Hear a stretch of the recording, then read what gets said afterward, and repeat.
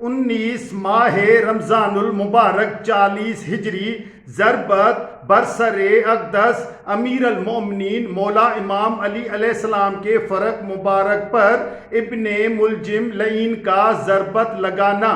عبد الرحمن ابن ملجم شبیب بن بجرہ اشجعی کے ساتھ جو ان کے ہم خیال لوگوں میں سے تھا، اور ان دونوں کو کتام بنت اخضر تیمیہ نے مولا امام علی علیہ السلام کو شہید کرنے کے لیے مشتعل کیا تھا، اور کتام نے وردان بن مجالد جو اس قبیلے سے تھا اور اس سے ابن ملجم لعین کی مدد کے لیے بلایا۔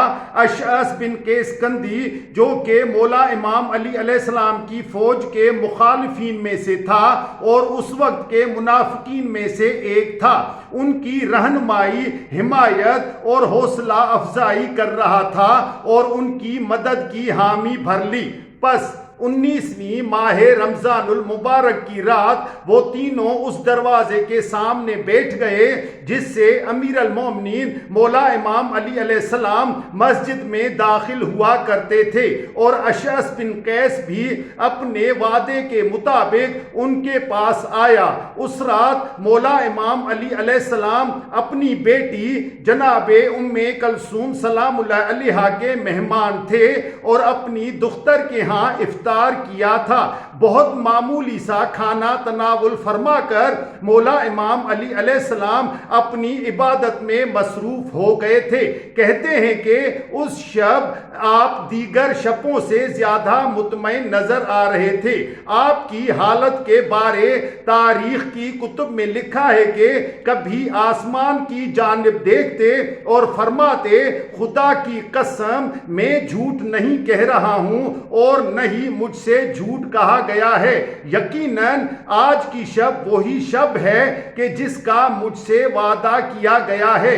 تاہم امیر المومنین مولا امام علی علیہ السلام مسجد کوفہ میں داخل ہوئے، پس صحن مسجد میں تشریف لائے اور نماز پڑھو کہنے لگے، اور سوئے ہوئے لوگوں کو نماز کے لیے بیدار کرتے جاتے تھے۔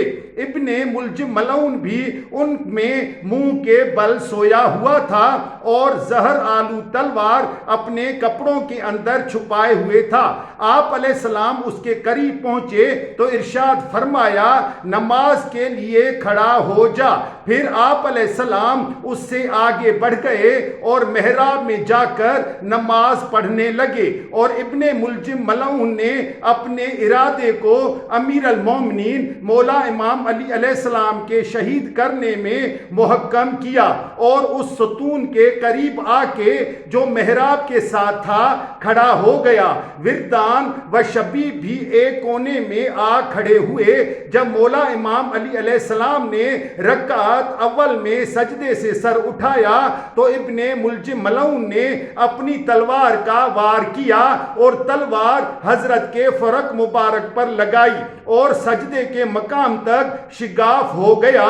مولا امام علی علیہ السلام نے فرمایا، رب کعبہ کی قسم میں کامیاب ہوا، اور آپ علیہ السلام کی آواز بلند ہوئی کہ ابن ملجم ملعون نے مجھے شہید کر دیا، اسے پکڑ لو۔ جب ابن ملجم ملعون نے ضرب لگائی تھی تو زمین ہلنے لگی، دریاؤں کا پانی اچھلنے لگا، آسمان متزلزل ہو گئے، مسجد کے دروازے ایک دوسرے سے ٹکرانے لگے، آسمان کے فرشتوں کی صدائیں گونجنے لگی، سخت قسم کی آندھی چلنے لگی، دنیا جہاں تاریک ہو گیا، اور جبرائیل علیہ السلام آسمان و زمین کے درمیان منادی کرنے لگے کہ خدا کی قسم ہدایت کے رکن ٹوٹ گئے، علم نبوت کے ستارے تاریک ہو گئے، پرہیزگاری کے نشانات مٹ گئے، اور عروۃ الوثقی الہی الگ ہو گیا۔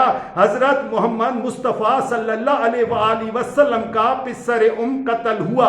سید اوصیاء علی مرتضیٰ علیہ السلام شہید ہوئے، انہیں بدترین اشقیاء نے شہید کیا۔